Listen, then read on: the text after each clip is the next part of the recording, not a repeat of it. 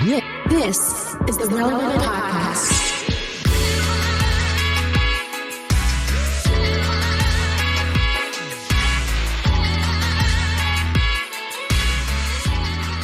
It's episode 1180, and it's the Relevant Podcast here in our studio in Orlando. I'm your host, Cameron Strang, and joining me from Loverland, Virginia, is Jesse Carey. Hello, hello. From Nashville, our managing editor, downtown Emily Brown. Hey, y'all. And Derek and Marty are both not here today. Why? They're performing together right now. Like literally, Without they're us. doing I can't believe it. Yeah, how are they doing rap shows and not inviting us to make cameos? Exactly. It's shocking and offensive, and I will be doing my own performance later this morning in direct competition to them. I really had time to think too much about being offended until you brought it up this morning, Cameron, because my mind has been... This is where I live. Yeah. How can I be offended by the things that my friends do? That's my sweet spot. Most of my mental energy is reserved for personal grievances. But I got to be honest, I'm pretty stressed about what's happening in the country right now, and we have hold on. After 2020, dude, we went heavy in 2020. It was a heavy year, political year, justice year, and we decided after 2020 we're not talking politics anymore on this podcast. This is a safe space for our listeners. I don't want to talk about the division in our country. Listen. It's unavoidable right now because we have major institutions that can't decide like something like baseline about something that's going to affect the significant future. And I'm just mad that the MLE can't get it together right now. What's it? The MLE? Oh, the Major League Eating League. Oh my gosh. That can't be real. That cannot be a real. No, league. it is. It's the MLE. Okay, hold on. There's a big scandal that's off, rocking the country like right now. That's dividing us. No, it's MLE. The MLE is dividing the country. Emily. Wait. Okay. So, are you Major League Eating? This is July 12th. Are you about to bring up something about the hot dog eating contest on July 4th? Yes, because because there's been a recent scandal that online sleuths are undermining the integrity of the official scores from 2 weeks ago on the Major League Eating website about Nathan's famous 4th of July hot dog eating contest. You guys haven't heard about this? No. Okay, I was in the mountains, as we talked about on last show, with no connection to the outside world. So I didn't see it. I have no idea what you're talking about, other than the fact that I know that every July 4th there is a Nathan's hot dog eating contest. I know that Joey Chestnut was not part of it because of an endorsement deal. So I don't know what happened. So that scandal number one is so this year's already been under scrutiny, but it happened, the contest, we're about a week and a half out from the contest, or a week out from the contest now. And people have been reviewing the tape and matching it to the official scores that are posted on the Major League Eating website. Now, they're one of the competitors. His name is Nick Worry. He has an official score on the website of 51.75, wieners that were consumed. As he should. During That's what he the consumed, competition. Right? Now, on the day of the competition, that score was 46.75. It's full 5 hot dogs. We got full 5 hot dog discrepancy. And you don't want to go full 5 hot dog. No, this is bad. I mean, we're not talking about 1 dog discrepancy. We're talking about 5 dogs. Okay. Yeah. Or a half dog. That is significant. Did he finish that bite or not? We're talking about 5 dogs. We're talking 5 dogs, 5 full dogs. Okay. With buns. Okay. And what he is being accused of, and people on the internet are like rolling back the tape, is like when when they calculate the score at the table, they do it by counting the stacked plates in front of the eaters. And as you guys know, as most Americans know, it's 5 dogs per plate. Okay. That's how they bring them out. 5 dog plates. Again, real quick. Emily, have you ever watched this competition? Are you kidding me? Absolutely not. Think about everything you know about me and think if I want to watch grown adults shoving hot dogs down their throat. No.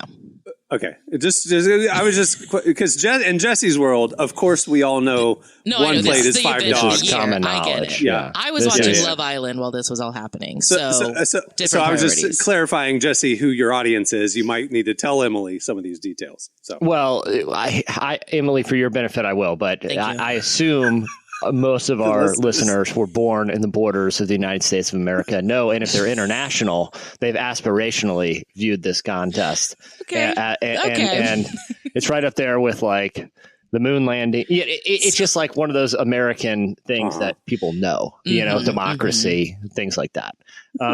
It goes democracy, hot dog eating contest. Landing on the moon. Moon landing. Okay, got it. I just want to make sure I have it all right in my head. Yeah. Mount Rushmore. Obviously. Number 4. I could continue ranking things of American significance if you'd like. The Declaration of Independence. That's top 10. Yeah, that's in there. Monster trucks, right? That's coming up. I think we did jet skis too. A pretty big contribution. Anyway, that's a digression. My point is, there's a 5-dog discrepancy from what the day of the score was to what the official score was, and what essentially this competitor is being accused of. Now he's denying the accusations, and there's right now. MLE is reviewing tape. They haven't announced the official decision on this, but it's a big time scandal. He's accused of essentially stealing a plate from a competitor in the closing moments of the competition and putting it in his stack to get credit for 5 dogs he did not eat. Okay, that's like un-American. Like a sleight of hand. Okay, we're talking like that's Creed at the office casino night. Exactly. He was taking everybody's chips without them noticing, and he ended up being the chip winner at the end of the night. We got a 5-dog plate steal, and it's rocking the world of competitive eating. And we're like I said, we're only a week out of this, and I don't see this scandal going anywhere anytime soon. This is like juicing up the major league sluggers to break all the home run records on steroids. Yeah, I mean it's that big of a. This is Lance Armstrong all over again. We're about to vacate, Yeah. But I've loved the breathless coverage. As you guys know, it's every news outlet is running headlines like "in hot water." This is the worst with URST. Those are literal headlines that are out there about this. Again, I've lost a lot of sleep. I don't like this. I think it's a scar on a fine American institution that was already running up against hard times with their great champion and great American Joey Chestnut not even participating because of a deal with a vegan brand. It's just a bad look for the institution. I don't know how they can recover from this, honestly. It's bad. It is. I don't think there is recovery. I think, I'm excited about this Kobayashi Joey Chestnut head-to-head challenge on Netflix. Are you going to try to attend it in person? I could see you there. Yeah. It's after the Jake Paul Mike Tyson thing got boosted. I needed another thing to go attend in person. Jesse, we might need to go to this. We didn't go to Summer League this year. This is our Summer League. This is our Summer League. Yeah, and like full American flag regalia. You're dressed like Will Ferrell in that Office sketch where he's wearing the American flag speedos. A hot dog costume, and you would like wear that, like the. That's too obvious, Emily. Sorry, I didn't know the proper attire for a hot dog eating contest. Again, apparently I'm not American, according to Jesse. Emily, that'd be wildly inappropriate and irreverent. We will adorn ourselves in the stars. I feel like dress up as Jesus and go to church. Actually, I could see you, Jesse's treating this as like you're wearing like a 3-piece suit and like you are dressed to the nines. Like this is like a gala for you. Yeah, exactly. You treat this with it's like I said, to Cameron's point. No offense, Emily, but you're not going to dress as a football to go to the Super Bowl. Okay, you're going. You got me there. You're going to support the team, or in this case, the competitor. Jesse, I think we go in like full 3-piece suits and like tuxes, like black tie. Like we're treating this like Oscar the night. Oscar night / or the 1980s, like Tyson, Mike Tyson like a prize fight. prize fights were like the front row is the billionaires and they're in like formal attire and stuff. That's us to the hot dog eting contest. I think we raised the stakes. Are y'all in the front row or are y'all with the billionaires? We work our way up there. We work the room. Got it. Listen, if going to NBA Summer League with Jesse has taught me anything, he can finagle himself into prime positioning, i.e., we were on the stage for a Bill Simmons video podcast because Jesse unabashedly walked in the stage door and just sidled up to famous people who were waiting to be the next guest. We were standing there right next to David Chang, and he was like, "Are we right here?" I'm like, "Yeah, right." Well, right here, because right, it's like David Chang was the next guest, so he's assuming we're supposed to be there on stage with him. And I find myself there because I just follow Jesse. He has such confidence in situations like this, and I'm like, "No, dude, we can't go in that door." He's like, "Yes, we can," and we just goes in, and I'm like, "Well, I'm not going to be left outside." Just a door.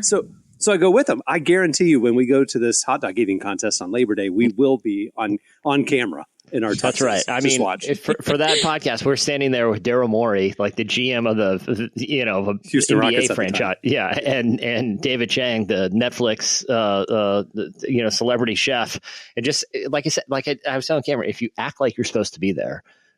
Who's going to say anything? And no one did. And we had these two guys are in tuxes. Of course, they're supposed to be on the front row. That's right. At the hot dog eating contest. You know who's getting a side eye? It's going to be asked to leave the person in the hot dog costume minimally. No offense. I'm feeling offended, to be honest. Huge red flag. If I think you should leave, salt us anything. It's a very incriminating look to have a giant hot dog contest. That's exactly what I was imagining was like that specific hot dog costume. Yeah. I was really scared with where you were going to go talking about how divided our country is right now. So I'm glad that's a scary topic. I know. These are unprecedented times. I hope we didn't offend any of our listeners by taking a side on this controversial issue. Have we taken a side? I'm sure you've watched this. You've gone down the rabbit hole. Did he steal a plate or not? It's like the Zapruder film. The more you watch it, the more confusing it gets. Seriously. And it's I'm going to leave it in the hands of professionals to determine if you really can't tell what happened. It's tough. I don't like I said, this competitor has denied the allegations. It's not my place. It's not my place. I am a casual observer. I'm more concerned. I'm concerned, honestly, as a father, because what does the children think? What are we teaching them by even suggestions of you need to cheat to win? It's very concerning to me. Wait, I do have so he did win, he didn't win. He didn't win. But this bumped him from sixth place to fourth place or something. Which, if we learned anything from Formula One, the placement matters for sponsors and things like that. Top 5 is better than bottom 5. By the way, not to change topics, but did you guys watch the trailer for the Brad Pitt F1 movie? I did. Yeah, sure. I saw this buzz, right? And Apple, it's like $200 million movie, and Apple is funding it. It's like an F1 blockbuster. And the trailer, for people who haven't seen it, it has very little dialogue. It's essentially Brad Pitt saying, "We can't beat them with, speed." It's like a Top Gun trailer. But we can beat them in the turns. And then the rest of it is just F1 footage. Did you were you guys very underwhelmed by it? I F1, think it's not a trailer. It's a teaser. I think they're just creating awareness, and they're rolling it out really vague right now, just to kind of create people talking about it like this. But I think they were thinking that this footage is so incredible and so fast moving, and American audiences aren't used to this. They're going to be blown away by just how fast this is. But I kind of feel like that Netflix show, Drive to Survive. It's so good. It's so good, and it's like, this doesn't look that much better than the real thing. The real that Netflix show, it's made it look cool enough. This actually is underwhelming me because it doesn't look as cool as the usually when you watch like that. What was the Lakers show that was on HBO? Winning Time. they made basketball look cooler than the watch. They had I'm sure people have seen, well, I don't know if people have seen, but they had like cameramen on rollerblades that would ride up and down the court. And so that they could, you felt like you're in the fluidity of the action. Like it made watching the basketball footage look better than watching a basketball game, where I feel like this F1, it's like, I can watch the Netflix show and it looks way better and cooler. I don't know. Maybe that's just maybe I'm the only one underwhelmed by it. I just didn't think it was that cool. I've heard very good things. So I'm holding out hope that it's just a poorly executed trailer strategy and that the movie will actually be what they bill it as. I'm hopeful. I was just underwhelmed by the initial footage, especially because it was like, this movie costs like as much as Lord of the Rings, They're really? Yeah. I don't think I realized it was that expensive. I feel like, trailers it's so hard to judge a whole movie on it because I've been incredibly underwhelmed by trailers, and I've also been very oversold by trailers. So I always try to take them with a grain of salt. I assume we all saw the Gladiator 2 trailer this week, though. Yeah. I was overwhelmed. I was excited about it. I'm kind of over history stuff right now. Like, I don't know. There's a lot of it, and it's all kind of boring to me. Like old stuff, You're telling me the water battle in the Colosseum didn't seem interesting to you? It's fine. I'd rather. Okay. I'm just like over old, like period. They're called period pieces. Yeah. I don't know. They just kind of all blend together, and I don't know. Again, that's one person's opinion. It just doesn't do it for me. Cameron, did you see the Gladiator trailer? No, I'm not the target audience for that movie. Okay, I don't know how I am the target audience, but I enjoyed it. I honestly thought it was really funny. Denzel Washington refuses to do anything other than a New York accent. So a Denzel Washington accent? Yeah, I saw that going around on TikTok and stuff of people doing Denzel Washington doing iconic other roles. And it was like Denzel Washington impersonators doing famous speeches from, history and stuff. It's funny. Yeah. I didn't know that was from Gladiator 2. I just thought it was a Denzel Washington moment. You just thought people were having a Denzel Washington moment? Yeah. I just thought he went as a meme or something. Anyway. Yeah. Roman centurion that talks like he's from Brooklyn. Like he's a Brooklyn dad. It's They're going for historical accuracy there. Yeah, exactly. All right. Well, we have a great show in store for you today. Coming up later, we talk to Elevation Worship. They have a new album coming out. You don't want to miss that. At the end of the show, we have your feedback. But stay tuned. Right now, up next, it's Relevant Buzz.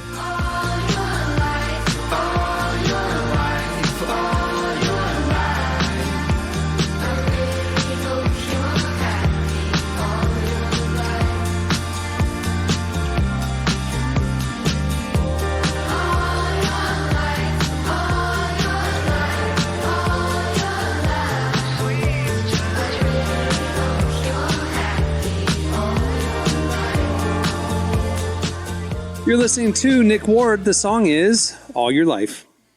Hey, now I want to give a little programming note before we get into Relevant Buzz. We have gotten tweets and emails from many of you, several of you, not many, talking about volume issues with the ads like the one you probably just heard, that the ads are louder than our normal podcast. And I want you to know, A, we're aware of it. B, it's not just our show. It's something that's happening with our host. And we have found through trial and error and trying to troubleshoot this, that other podcasts that use our host are having the same issue with the ads. So we apologize for the volume discrepancy. We are working on it. Hopefully it'll be resolved here in the coming days, but we have had no luck yet for the last month. So again, just want y'all to know we are aware of it. We're sorry. And I'm blaming other people because we're doing everything that we can and it's not fixed it yet. So anyway, do you agree, Emily? 100%. Yes. It has been very frustrating for our team. Anyway. Yeah. All right. It's time for Relevant Buzz.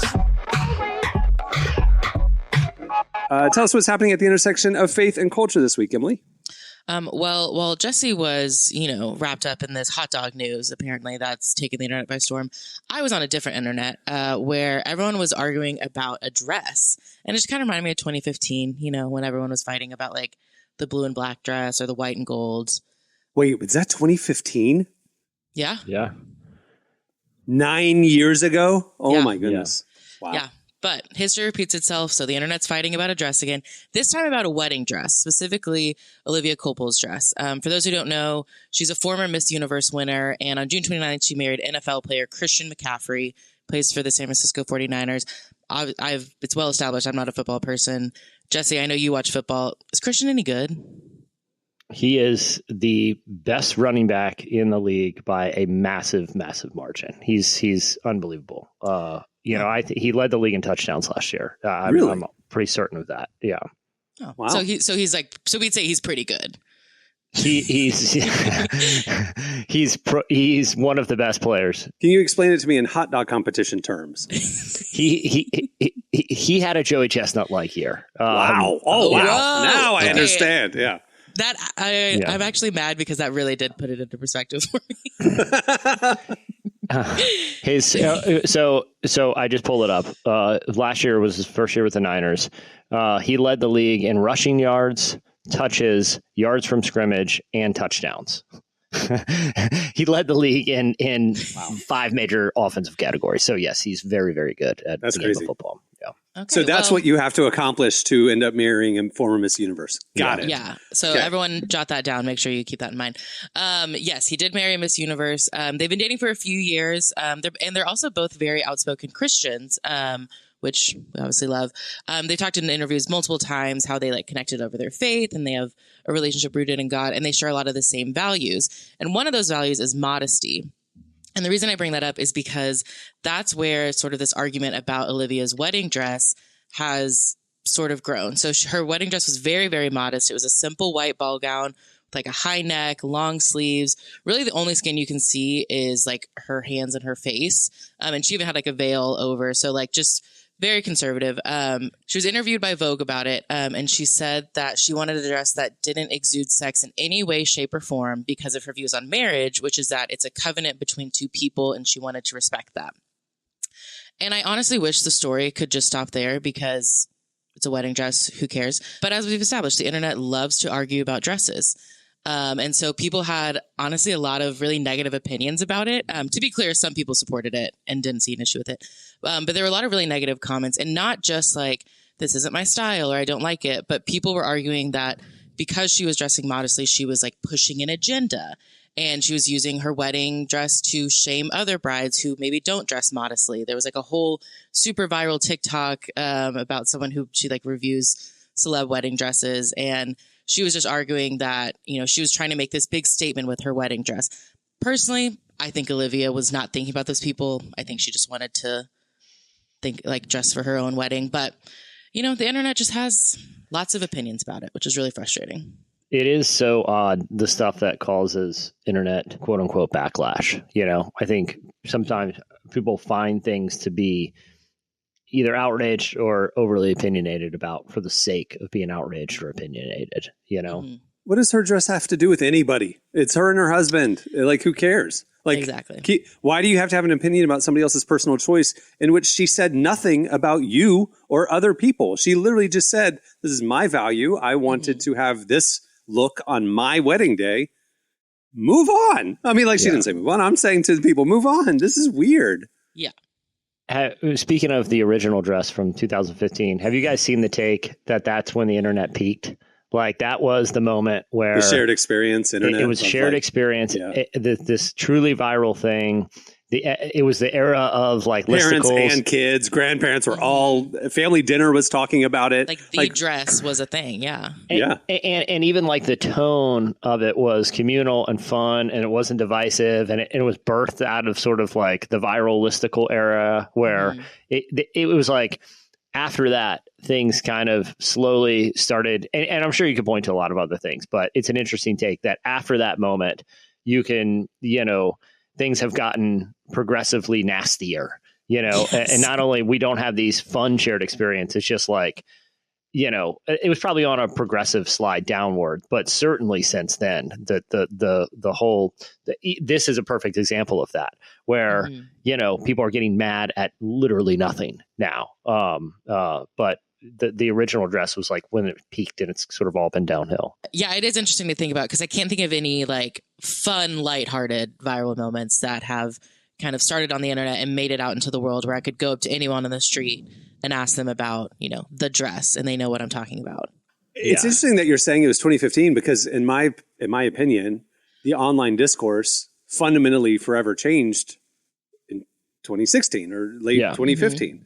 Like it became very partisan and very arguing and very whatever. It's interesting that the dress was kind of like, we're all looking back, like with context now that maybe it was the last era, the end of an era of peak positive internet, Well, it was around that time where YouTube stopped doing like those viral mashups of like, oh, look, Charlie Bit My Finger is with the grape stomp lady. And they would do even the comment section of those got so hostile because people were like, why'd you include this person or not include this or this is so stupid? Like it used to be fun. And then it just kind of became like, we're not going to do it anymore. Like all it's doing is creating some division. It's like the other take that you guys are aware of the Thanksgiving Day halftime performance by Creed that occasionally will go viral.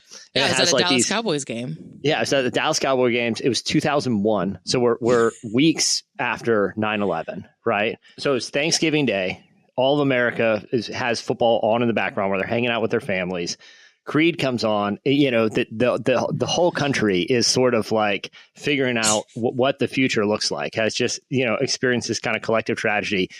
But and Creed comes out to play Will You Take Me Higher? He's wearing a Scott Stapp Cowboys jersey. He's not wearing like a Troy Aikman. It says Stapp on the back. Okay. He's wearing a Cowboys jersey that is with his own name on it. Right. And they're like aerial performers doing like acrobatics.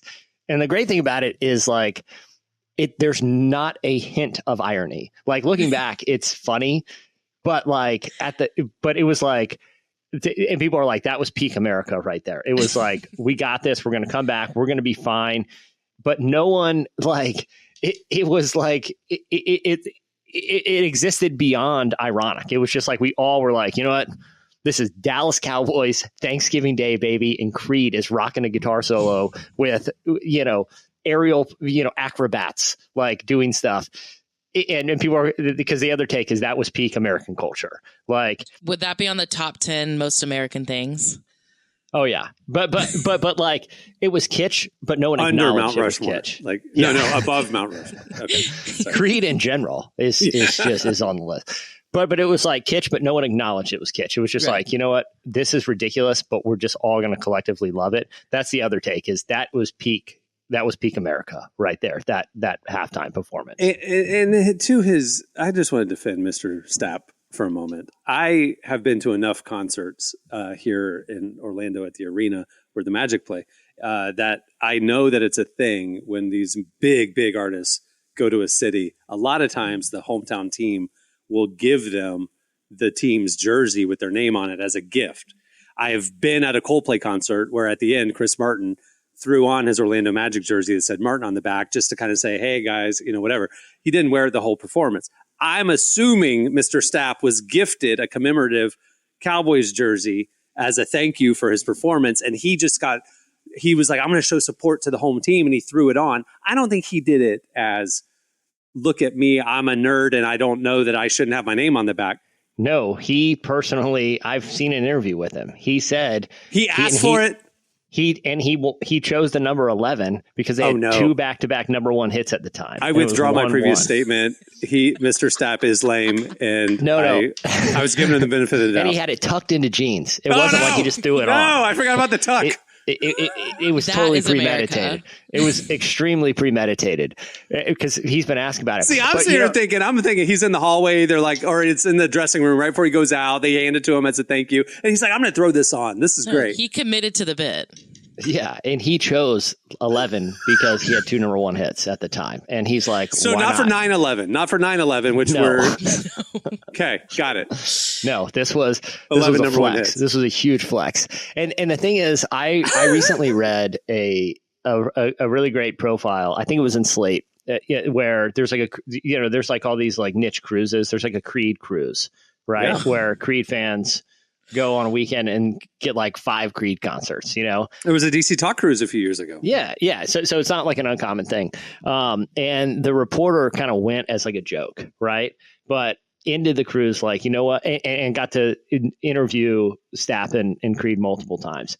And ended it by being like, there is nothing wrong with loving this band unironically, and they don't take anything ironic. Like, Scott Stapp is incapable of irony. Like, she was like, he is literally the most earnest, sincere person like I've ever met. And every song he does is, you know, like every performance, he's leaving it all out there, and there's no joke in him. Like, he's just incapable of it. And I think, look, you know, we've had our fun at the expense of bands like Nickelback, but I respect a band that is like, I don't care if you're making fun of me.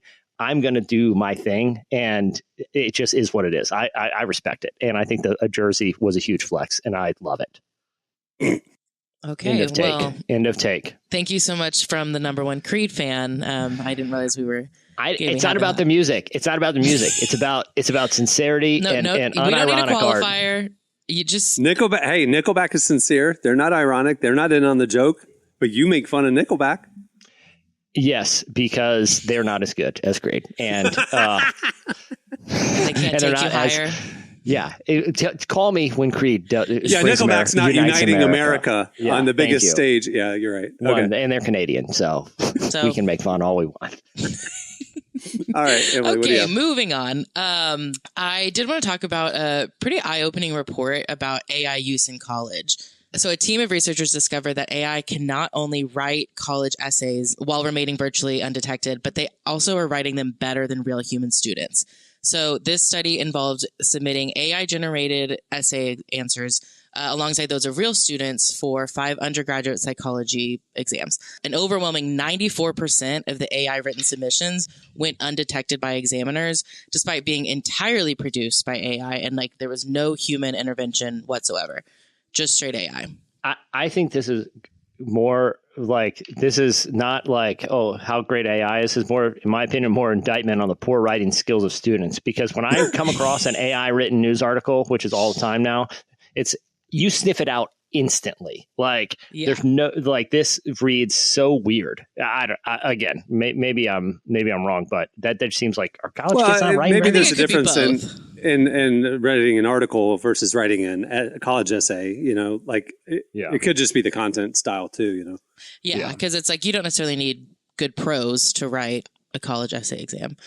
But 94% going undetected is crazy. Yeah. Because now it's the thing of, we don't know how many college or students are using AI, and if, let's say, half are, if 94% of those are undetected, that means, you know, studies would say 6% of students are using AI. Nope, 50% are. You just aren't detecting 94% of the people who are using it. That's crazy. Yeah. Obviously, that's a really eye-opening study, because it's like, academia has to kind of reconcile with like, okay, well, now how do we go about detecting this? But also, how do we kind of make sure that students aren't just using this? Because it's like, if you're going to college to get, you know, a degree, like you're obviously having to put in the work and all this stuff. But it's like, if you can just hand it off to AI, then what's the point of going to college at all? Like, you're, you know, like I think it has like bigger implications. And I also think it's interesting to ask, like, do you guys think is it like morally wrong to use it? Because like you said, if half the students are using it and the other half is doing the work themselves, like, is that okay? I think I think it's the parameters that the professor gives you. So like, if the professor's saying, do not use AI on this assignment, and you do, yes, morally wrong, you cheated. If he's not giving you those parameters and he's saying, use all the tools available to you, it's no different in some respects than using spell check. You know, like you write a paper and then you run spell check over it. It's going to correct mistakes you made, and those mistakes no longer exist. If you're not allowed to use spell check, then you would have much worse writing. You know, that's what I'm saying. Like, it just, to me, it's the parameters that the professor lays out for you. And if you violate the intended or, you know, boundaries, then you shouldn't. It's morally wrong. But otherwise, It's a tool. Use it. Well, I guess, but like, at what point does it become plagiarism? Because it's like, I didn't write that, but I'm saying that I wrote it. Well, the AI companies say that anything generated by your prompt by AI is your copywritten content. It is not theirs. Yeah, but I think the only moral issue I see is if you are openly deceptive, like to Cameron's point, like if you're saying, this is my original work that I wrote without the assistance of AI, then I think it's a problem, you know, but. Education's just going to have to figure out how they're going to view it. Like, is this a tool like spell check, or is this cheating? And those boundaries will get clearer and clearer as, you know, studies like this, you know, start to come out, and academia is going to figure out, we actually got to figure out a lane here, what we're going to do with this. So, well, I'm just glad can't put the genie back in the bottle. Exactly. I'm just glad I'm not in college now, because I did it without AI, and I'm happy about it. Anyways, moving on. Last thing, you know, we've talked a lot on here about Russell Brand and his like spiritual journey that he's been on. We've been keeping up with it kind of because he's been so forthcoming on social media, and he's been sharing weekly or monthly updates just on his life as a Christian. And this week he posted his 3-month update as a Christian. And it was just really touching, honestly. It's a really short update, but we wanted to play the clip so that you can hear what he's been learning. I've been a Christian now for 3 months. Sometimes I find it quite difficult. What I mean by that is I feel like Christ is far away. I don't feel like the intimate connection with Christ. Today I've decided to read this from Corinthians. It's Corinthians chapter 1 verse 3. It's a letter. And what I like about it is how Paul writes to the Corinthians like they're right bloody idiots. Have a listen. Dear brothers and sisters, when I was with you, I couldn't talk to you as I would to spiritual people. I had to talk as though you belonged to this world, as though you were infants in Christ. I had to feed you with milk, not with solid food, because you weren't ready for anything stronger, and you still aren't ready. For you are still controlled by your sinful nature. You are jealous of one another and quarrel with each other. Doesn't that prove you are controlled by your sinful nature? Aren't you living like people of the world? I heard yesterday in church that even when I can't feel God, God is working on me. God is working me into the shape that he needs me to be in. What I wanted to ask you today is how you cope when you feel that you're not close to Christ. Surely there's more to this than just feeling okay. You know, if you want to feel okay, drink a bunch or take a bunch of drugs or eat a load of candy for temporarily at least. That will offer you some sort of salve or at least distraction. Thanks for joining me. Let me know what you think about that letter, and let me know what you do when you feel suddenly remote. It's interesting now that he's 3 months in, not 3 weeks, not 1 week. You know, like his posts when he was newly baptized and newly converted, there was an excitement. I feel different already, you know, all that kind of stuff. It's interesting now he's 3 months in. You're, you know, think about summer camp or something like that. Like you have this mountaintop spiritual experience. What happens when real life? What happens when the high goes away? And now he's in that phase, which is super interesting to me because now he's openly talking about what happens when you don't feel God every day. And I don't feel the high every day. What do I do as a believer? And I think the most constructive part of him posting these videos is the comments. The other believers who are saying, like, and encouraging him, read this scripture, this is how we wait on the Lord, and this is da-da-da-da. Like, it's okay to feel that way. Like, that is normal. And like, it's almost like this, like, public collective discipleship that's happening. It's really interesting. Yeah. And when you look at he's almost like pre-deconstructed. You know what I mean? Like, he's someone who, like, kind of deconstructed a lot of philosophies and outlooks prior to conversion as well. Like when you talk about someone's faith journey and kind of going through those seasons where it stops feeling like as real, you know, where I wonder to like how much that plays into the evolution of his personal faith, because for a lot of Christians, they go through a phase where they start questioning everything and start kind of tearing down elements in order to rebuild them in a way. Like I think personally, I think the whole deconstruction thing got a bad rap because I actually think it can, you know, the Bible says seek and you will find. Like part of that process is asking hard questions. But either way, it seems like someone, you know, he's been pretty open with those questions prior to his like formal conversion. So it'll be interesting to see how his personal journey continues to evolve. Yeah. I mean, I'm cheering him on. I'm actually praying for him because like the stakes are pretty high with him. I mean, like he's very, very public. He's got a huge following and this can go one of two ways. I mean, this could point a lot of people to Jesus. They can watch a sincere faith emerge, or if he goes off track, like this could do a lot of harm. So it's like, I mean, it's interesting. I am praying for him because he's very influential. I don't care about his influence. I care about him and his heart and his soul. But it's just interesting. It's cool to see it kind of play out as vulnerably and publicly as it is. So. All right. Well, that'll do it for Relevant Buzz. Make sure to check out relevantmagazine.com every day, where we are covering the intersection of faith, culture, and everything in between. Thanks, Emily. Stay tuned. Up next, Elevation Worship joins us.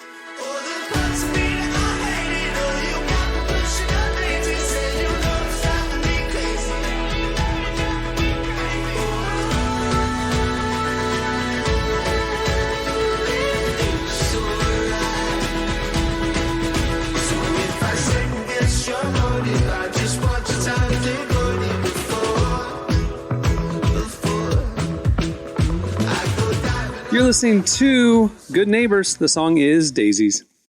Well, today's show is brought to you in part by World Vision. We all subscribe to a lot of services that make our lives easier and more entertaining. But as followers of Jesus, we should want to seek first the kingdom of God in all areas of life, including our spending. That's why I'm so excited about a new kind of subscription through World Vision. Not one for myself, but for others. It's called Believers for World Change. And when you sign up, you're joining a community of change makers working to help end extreme poverty around the world and here at home.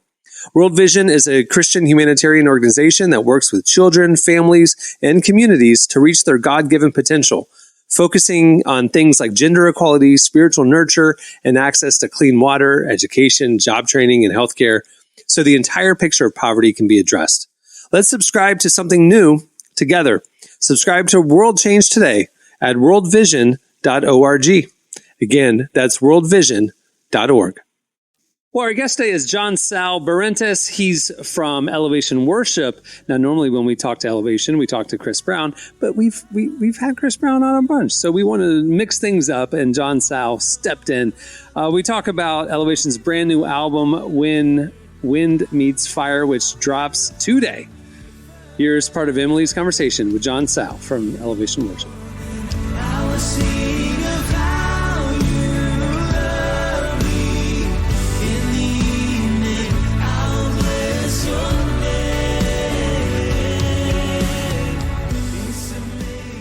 So this new album is called When Wind Meets Fire, which is kind of interesting imagery.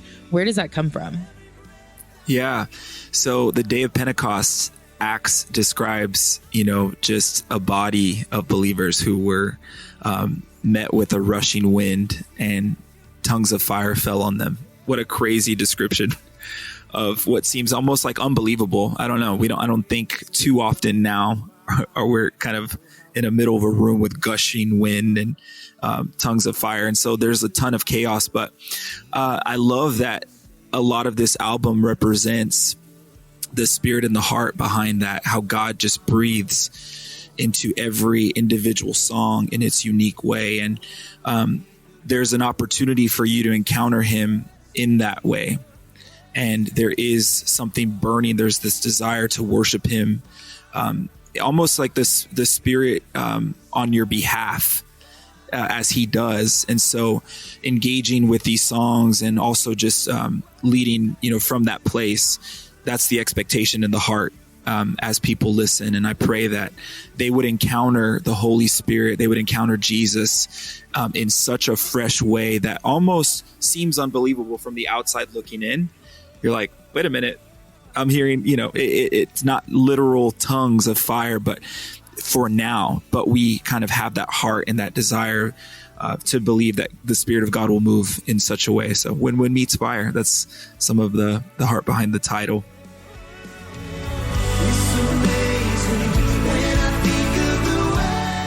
Yeah, it's such a distinct image. I got to be honest, I don't really think about the day of Pentecost maybe as much as I should. Yeah.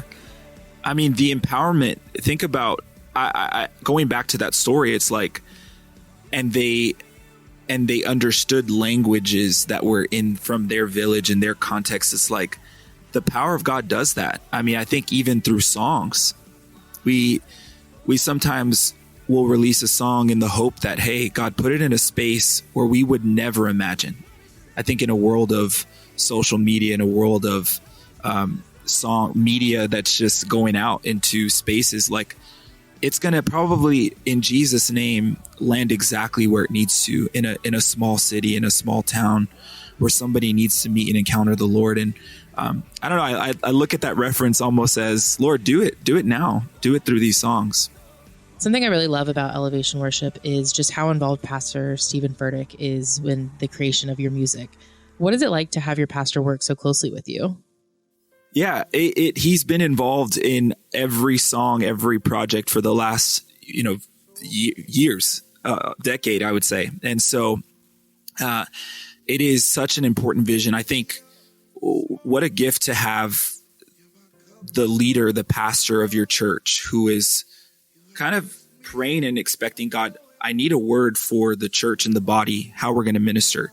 And so for one, to start there and to just kind of submit to that is really powerful. But keeping the vision of worship in front of our church and the importance of what it is to not just in our time on a Sunday morning, but like culturally, we have this expectation that we're worshipers, and we have this belief that we're going to honor God with all of our lives. Song, how we live it, what we do, how we're involved, how we're serving. So it's a sweet collaboration in that sense. But I mean, he is the primary writer of so many of these songs. And so it's nice to get some context of, hey, this is what I thought when I was working through this, and this is kind of the tone, and this is what I want to say, even through production, through all aspects of what we deliver. And I think when you trust and honor that in your leader, God does something special with it.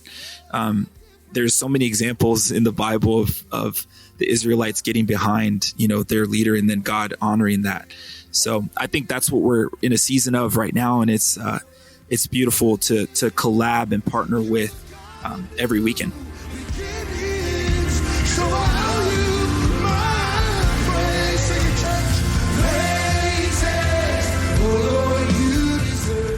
I know you've been introducing these songs on Sundays at church. I'm just curious, are there any memorable moments that you've had while you've performed these songs? I'll start with a funny one. So we are recording, we're doing a worship night, and the song that I'm leading is called Easy. One of the songs I'm leading is the title's called Easy. And we were reworking the song right up to the moment of the night starting. So you know how that goes. Very fun. I have probably 4 or 5 iterations of a bridge in my head that I've just kind of gotten into my spirit. And come the night of the worship night, I completely draw a blank. And anyways, so that was a fun moment. I'm like freaking out mid bridge. But yeah, I think that's a special one I'll never forget, and an embarrassing moment, by the way. But no, I think on the other side of watching our church, there's this song called "Oh You Praise" that I'm getting goosebumps even thinking about it now. It's, you woke me up this morning when I didn't deserve to. You brought me through the mess that I didn't think I was going to get through. I didn't think I was going to get to the other side. But even despite all that, God, I owe you my praise. And it's a simple expression. Oh, Lord, you deserve the praise. Oh, Lord, you deserve the praise. And watching our church catch on to that and just completely embody. I know that they're going through mess. I know that there's probably the ups and the downs of their life. And I can see, and what a way to just get out of the way. What a beautiful thing to get out of the way in that moment. And then now all eyes are up and reflecting the glory of God. Things can change in that moment. So for me, there've been a lot of special atmospheres and encounters like that. As people are hearing new language, as we've introduced them, it's evident. Sometimes you see like tears. Sometimes you have craziness, and there's energetic stuff. But "Oh You Praise" was one that I kind of am a mess every time we lead it at church.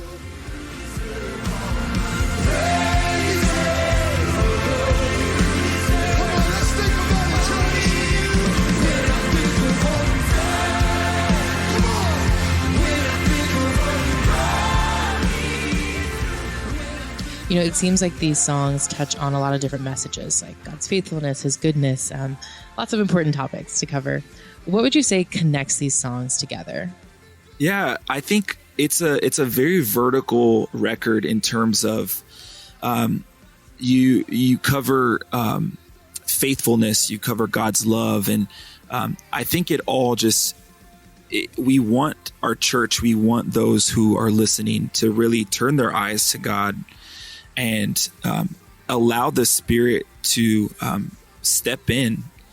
A song like All of a Sudden, like Holy Spirit, come and meet me here, but also that I would turn my eyes to you and worship you with all that I have. And so I would say it's a very vertical record, and we want to go after God with giving him the praise. It's not, there are some songs that kind of keep us introspective, and when we feel like we're scared, like God is not against me is very much a song where, okay, I'm not by myself, I'm not alone. But I love that the thread through this record is very vertical in terms of set your eyes on Jesus, set your eyes higher than what your circumstance is now, and worship him through it all. I really love that the intention for this album was to make songs for the church. I'm curious, is there a specific message you hope the church takes away when they hear these songs? As a breath of fresh air, I would want the church and the body to experience Jesus like this, the day of Pentecost. Let there be a fresh revelation, and let him, through the spiritual wind, through his power, activate something new, because there's such a mission field right now. There's such a need for believers to step up and minister and share the gospel and share Jesus and share revelation. So you can't just sing, oh, you've been good to me, so good, on church and not do anything about that. If God has blessed you, if God has changed your life, if you've been redeemed, you have to share it. So I pray that this album collectively, like, get in with the church, get in with the spirit of what God is doing, and go out and do something about what God has done in your life. So I pray that over anyone who listens. I pray that over anyone who needs, same. I mean, for the person that is broken right now, let this wash over you and let God heal you. You're not by yourself. You're not alone. So I'm believing that for anyone who would take a few minutes and listen to a few of these songs.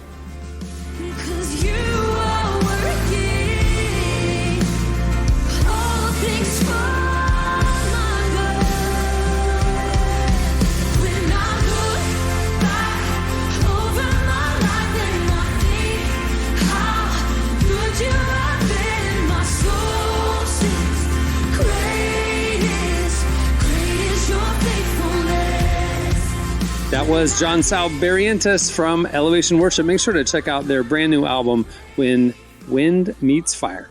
It's out today. All right, stay tuned. Up next, it's your feedback. I'm trying to change, but never change upon the bros and come on fake. But this my chance, I gotta take it. Feel like I'm stuck in the middle. Me versus me, me versus me. Yeah, yeah. Stuck in the middle. That ain't no way it was supposed to be.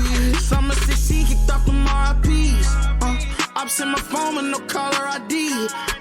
Look to the sky cause I know hell's coming. You're listening to Scooty Wop. The song is Growing Pains. Well, today's episode is brought to you in part by American Prophet. What would God say through a prophet today? In the speculative new fiction book, American Prophet, Peter has dreams of major events that keep coming true. Heralded as a modern-day prophet, he also attracts conspiracy theories and violent threats. Forced to the open road, Peter strives to remain true to his calling as he drives deep into the heart of a divided nation. Download your copy of American Prophet today. Well, Relevant has a lot happening this year, and we don't want you to miss a thing. Make sure to sign up for our newsletter right there on the front page at relevantmagazine.com, and we'll send you our top 5 trending stories sent to your inbox every weekday.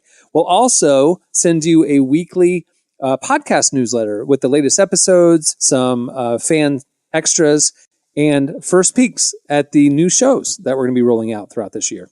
Make sure to sign up. It's the best way to keep in touch with everything we got going on. Okay, it's time for your feedback. Okay, so last time we did feedback was a couple weeks ago. It was pre-July 4th. We were asking about fireworks and the craziest fireworks stories and all that kind of stuff. We missed it last week on July 4th because we missed that episode. We missed the Friday episode last week because of the holiday. So we kind of updated the question of the week and took it to social media. What's the craziest thing you've ever done on a dare? Not just fireworks related, but in general. You replied on X at Relevant Podcast, and here's some of our favorites. Sarah said, I was dared to eat an entire ghost pepper without drinking anything for 5 minutes. It was pure agony. I don't even know if I made it a full minute. I've watched enough Hot Ones now to know that that seems like a very unpleasant, terrible decision. I can't even watch Hot Ones anymore because it makes me too uncomfortable watching acid people reflux at that level of discomfort while trying to answer dumb questions about their upcoming movie. If people have not seen the Conan O'Brien one, you've got to watch that one. Yeah. That one was an all-timer. Oh, it's peak, I think, Hot Ones. Peak. I'm uninterested now because you cannot top what Conan O'Brien did. That's it, folks. Go out on a high note. Costanza this thing. You're done. You can't do better than Conan. It is really crazy how he started off just doing I think he started with small rappers and stuff, and now he is getting Conan O'Brien. I really like the Maya Rudolph one. He's getting actual Maya actors and stuff and it's just really funny that he's able to convince these again veteran actors, veteran celebrities to be do you want to come eat a bunch of super hot wings and answer some interesting questions? Now it's part of the press tour that if you have special Bryan Cranston or Will Ferrell or the Tonight Show, a YouTube show where you eat hot wings. It's Yeah, well, honestly, the viewership probably rivals late shows these days anyway. Jason said, I was dared to call my mom on speaker and tell her I was dropping out of college to join the circus. She did not think it was funny. I'm sure the other people on the speakerphone call enjoyed it, Jason. That's what's important. Your mom will forgive you. Ben Stroop said, I once spent a week in Mexico on a dare. I did too. It was Cabo. It was lovely. You were dared to go? You can dare me to go to Mexico for a week. I will enjoy myself profoundly. So, yeah. Ben, Christopher said, better dares. Christopher said, I once licked someone's foot from heel to toe after a day of them wearing flip-flops in downtown Frankfurt. To be fair, the dare came with €1. And then he said, this is not financial advice. I would need about €1 million before I even consider licking someone's foot. Yeah, there's a lot of red flags for this dare. It was a bad dare. You should have just taken the L and been I don't know. I'm a really bad person to do dares or 1 to 10 with because I just won't do it. And I'm I don't care if you think that I'm a loser for not doing it. I'm just not going to do it. I can't wrap my head around him doing this for $1. It's again something. You need friends like Ben Stroop who dare you to go to a resort in Mexico for a week. Yeah, you need better friends, Christopher Blake. Anyway, well, there's a lot more where that came from. Check out our replies over on X. Okay, it's time for this week's editorial question of the week. Okay, well, earlier Jesse started his top 10 most American list, and we thought let's finish this lest.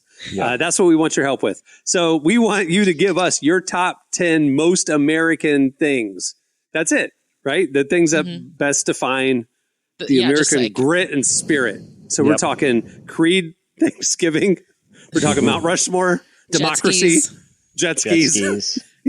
Hot dog eating contest. I mean, when you think of America, what do you think of? There you go. Top 10. Hit us up on X at Relevant Podcast or wherever you see us post a question. We'll read our favorites on next week's show. Well, before we wrap up, I want to thank John Sal Barrientos for joining us today. Make sure to check out Elevation Worship's brand new album, When Wind Meets Fire. It is out today. Also, make sure to head over to relevantmagazine.com. If you listened to our last episode, we told you about the new issue. And due to some technical difficulties, its release got delayed a few days.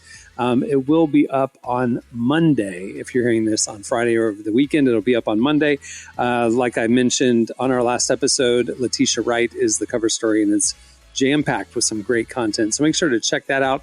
Over at the website, just click on the magazine tab. It's right there, available for free. If you want the beautifully designed, all new, reimagined digital edition, ad-free, check out Relevant Plus. It's included with your Relevant Plus membership. You get also an ad-free version of this podcast, ad-free unlimited reading at relevantmagazine.com, and more. Plans start as low as $250 a month, and it's the best way to experience our content. All right, on that note, we'll wrap it up. I'm Cameron Strang. I'm Jesse Carey. I'm Emily Brown. We will see you on Tuesday. Have a great weekend, everyone.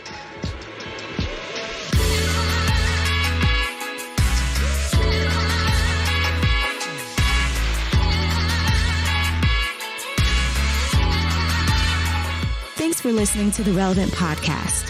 Check out our features, interviews, and news updates every day at relevantmagazine.com. And make sure to follow Relevant on Facebook, Twitter, and Instagram for the latest. For more great podcasts, browse the shows on the Relevant Podcast Network, which you can find at our site. And while you're there, don't miss the all-new era of Relevant Magazine. A new issue releases every other month at relevantmagazine.com.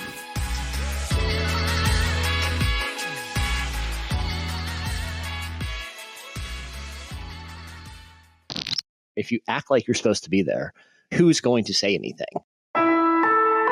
Relevant Podcast Network.